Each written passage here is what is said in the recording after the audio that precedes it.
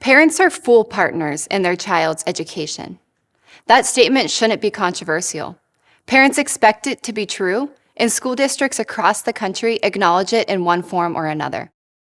But what if parents weren't just being neglected as full partners, but actually deceived about their child's education? And much, much more. We don't need to ask what if anymore.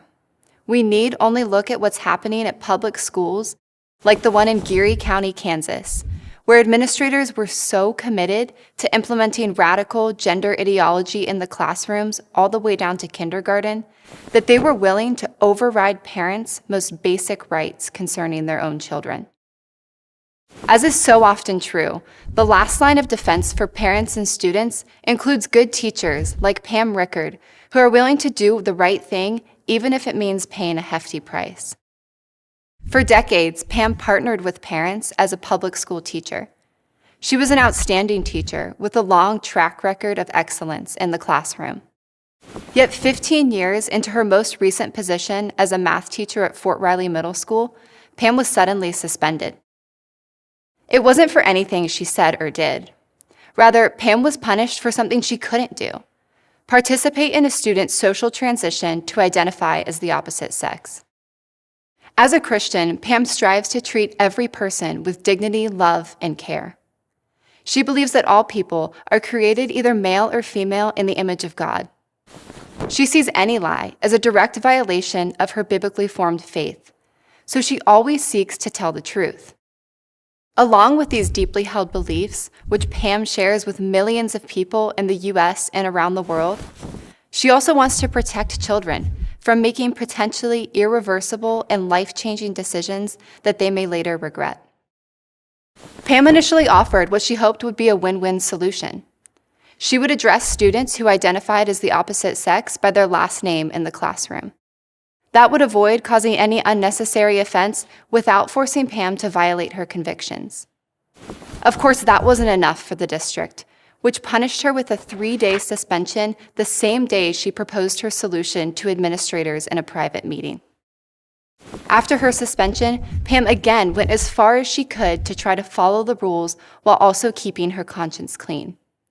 She agreed to use the names that students requested, but she still couldn't use pronouns that weren't consistent with the student's sex.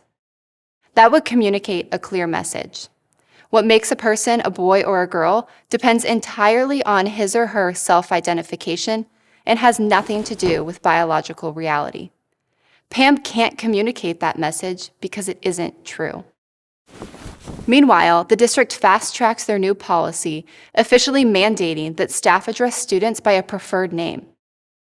That new policy also made matters worse by forcing teachers to deceive parents, specifying that schools in the district will not communicate this information to parents unless the student requests the administration or the counselor to do so.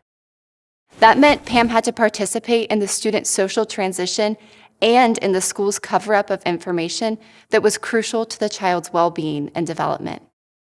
The district's policy wasn't just a violation of Pam's freedom of speech and religious freedom.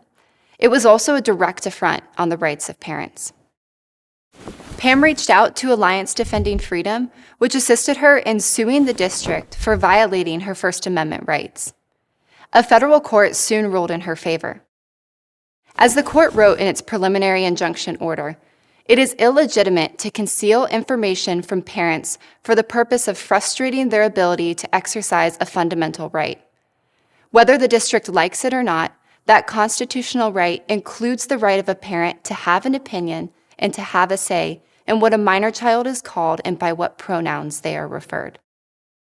Shortly after this, the district agreed to settle the case, and the school board repealed the policy that made teachers deceive parents. Their unconstitutional actions ended up needlessly costing taxpayers $95,000 in damages and attorney's fees. This is an important victory, but the issue is not isolated to Kansas. In Harrisonburg City Public Schools in Virginia, teachers have been directed to hide information about a student's use of different names and pronouns from that student's parents. In Wisconsin's Kettle Moraine School District, minor students may change their name and gender pronouns without parental consent. Alliance Defending Freedom is challenging these and a slew of similar policies across the country. Parents should know if their child is experiencing serious difficulties in any area of their lives. And school officials have no right to punish teachers who are honest